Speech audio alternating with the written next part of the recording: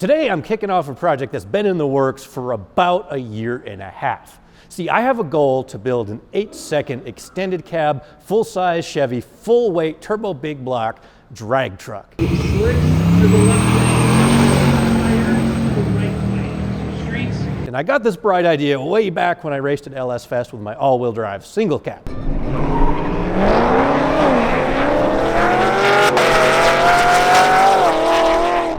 So I thought, all-wheel drive is great, four-wheel drive with turbos and a big block would be even better.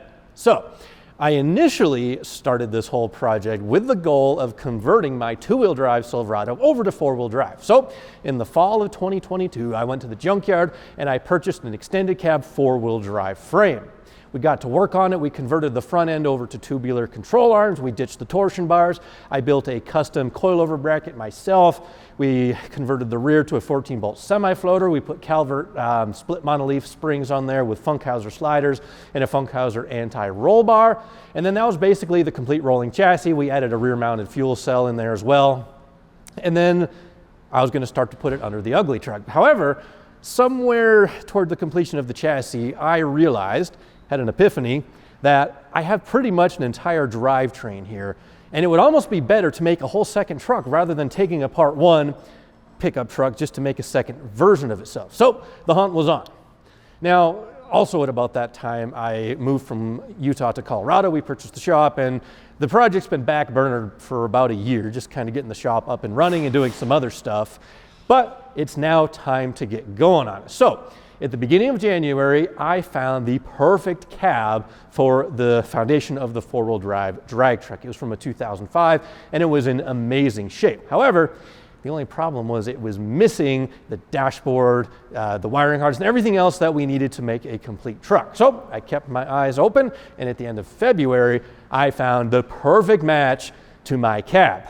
This guy right here, a 2003 extended cab that had been hit in the cab, but it has everything else that I need to make a complete truck. It has the bed, it has the dashboard, the wiring, the engine, the transmission, which we will not use, but it does run and drive, and all the computers and wiring, everything is here. I did already sell the seats out of it just because I don't need them. I have some other good seats in the other truck. These were just manual seats.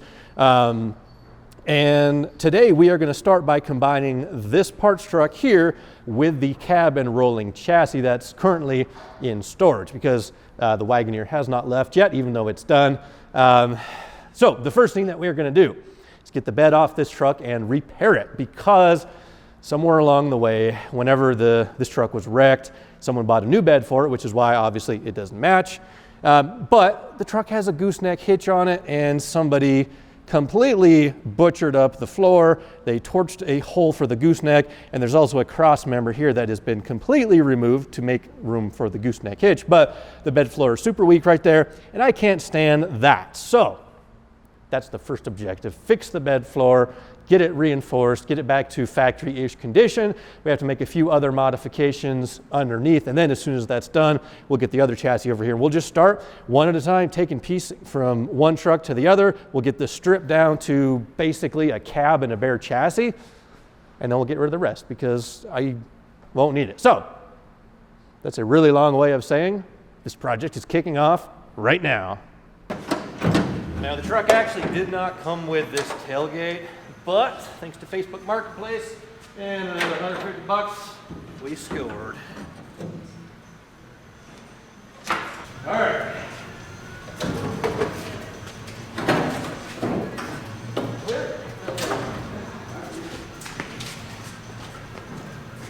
Okay, so you guys are going to start walking that way, and then very gingerly set it down, and I'm going to kind of tip it up.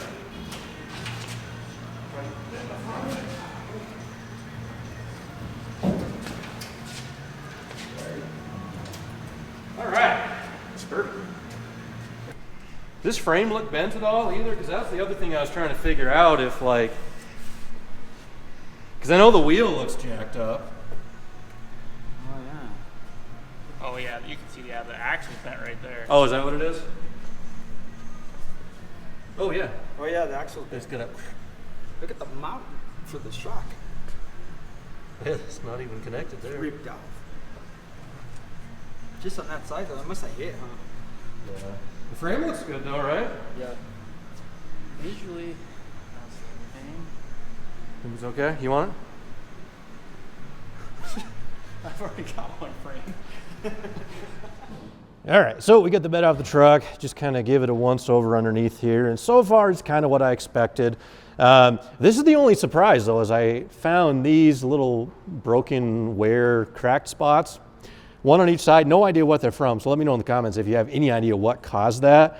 At first we thought, well, maybe if the truck had leaf springs and it was lowered, like the truck that the bed was on, maybe the springs would have rubbed it, but like the hanger was way back here and the damage is up here. So anyway, not quite sure what that's about, but we'll patch it up. The heat shield is cut obviously for the gooseneck, which we're not going to run that anyway, so we'll strip that out of the way. But this is the main part that we're going to take care of today. So we'll get this all cut off. We'll cut the spot welds out. There's a few places where they actually cut through the bed floor, which we can weld that back again. We'll cut a nice square out and we'll get that patched up. This is the materials that we're going to be using. I picked this up. I'll put the website on the screen because I forget off the top of my head, but that's the brace that was intended to go there. We will have to trim it a little bit narrower right where that black spot is, just because we have the underbed notch. But anyway, that'll be pretty straightforward. And then this is the material for the bed floor itself. I already checked, this matches up perfectly with the Silverado corrugated pattern. So cut spot welds, grind, weld, and then we should get that all patched up. Oh, and big shout out to Teague for the safety glasses. It's pretty slick.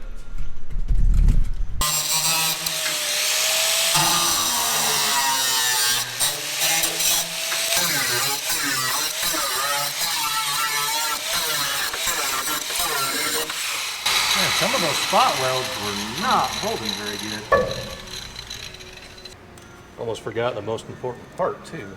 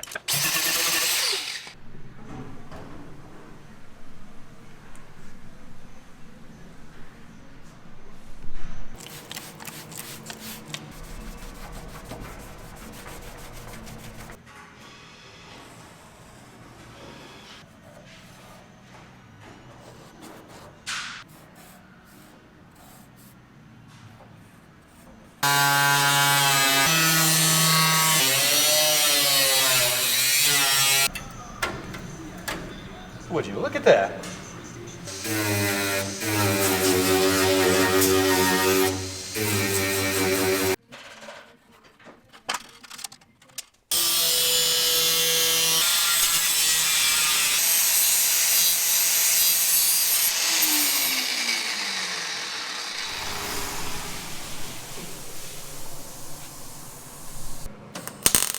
Come on.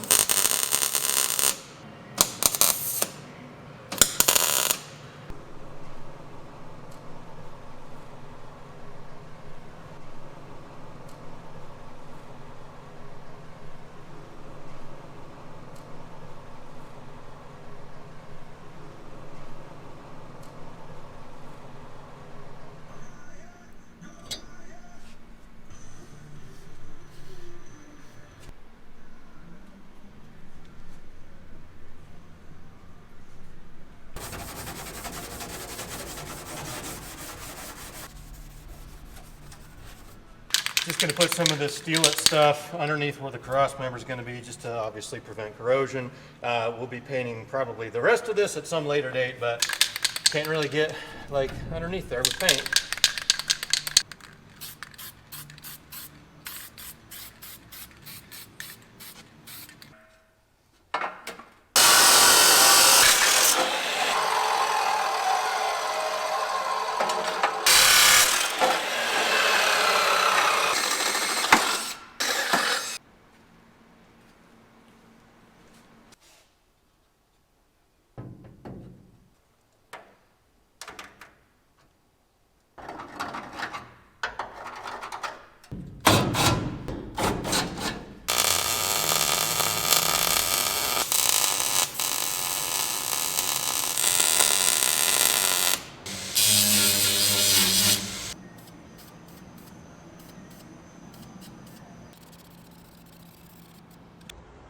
So really quickly, I had to stop over at the storage unit just to get a couple of dimensions for a few more mods I need to make to the bed for the fuel tank.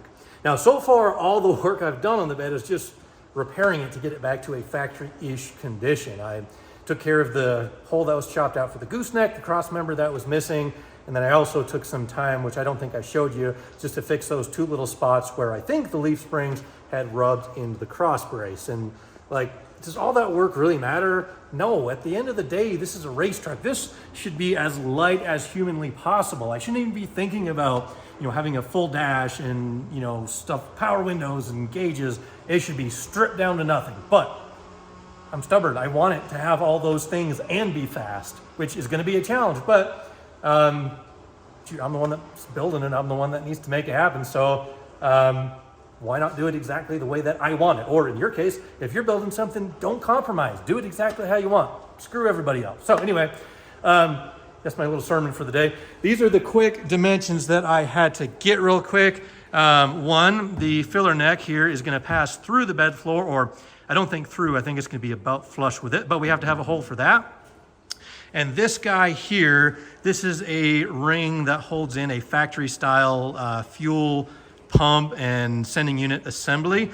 And this here kind of represents a cross brace. As you can see, it just is barely going to interfere. And realistically, it's going to sit probably like that. So we got to make a little notch around that guy and allow room for hoses. And we have to make a hole in the bed for that. So I just got my few quick dimensions. So now let's go back to the shop and chop up the bed even further. Oh, also for what it's worth, the underbed notch there, that's why I had to make that one cross rib. You just saw me replace it a little bit shorter, and I've already accounted for the height of the bed floor. It'll clear the upper shock mounts perfectly.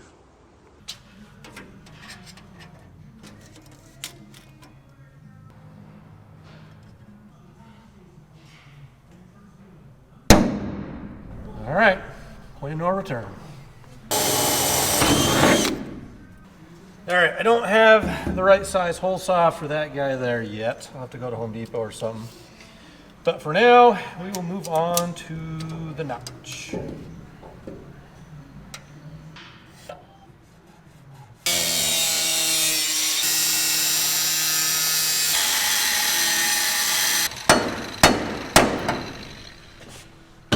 Well, now all we got to do, trim off that 1 inch.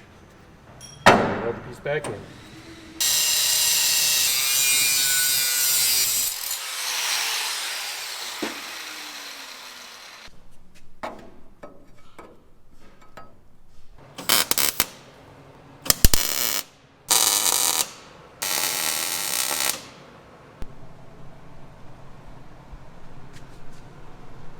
Now, I got to admit, this bed project kind of snowballed and ended up taking a little bit longer than I initially anticipated, but it is now pretty much done and ready to bolt back onto the truck, or onto the new chassis rather, and then I can actually fill the back with crap like spare parts and not have to worry about the bed floor flexing. That's kind of why I did this, but also because I just couldn't stand it. So in summary, we have replaced the center rib now with one that is actually one piece and shorter to allow for the underbed notch. We replaced the bed floor where the gooseneck was cut out. I patched in the areas where the leaf springs, I think, rubbed through and were worn. And then finally, we added this notch for the fuel pump and the hoses and stuff like that.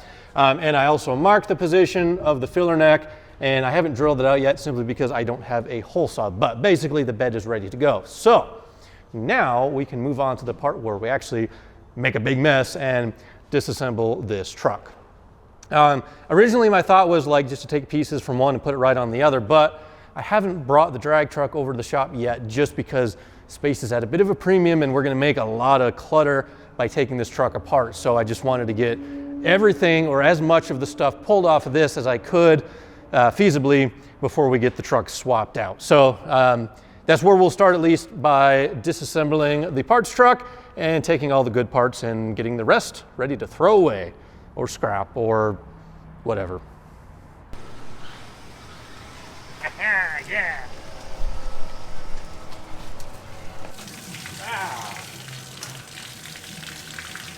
Just a bucket on both sides. And yeah, it's a race truck, but I want to know what the outside temperature is in my race truck.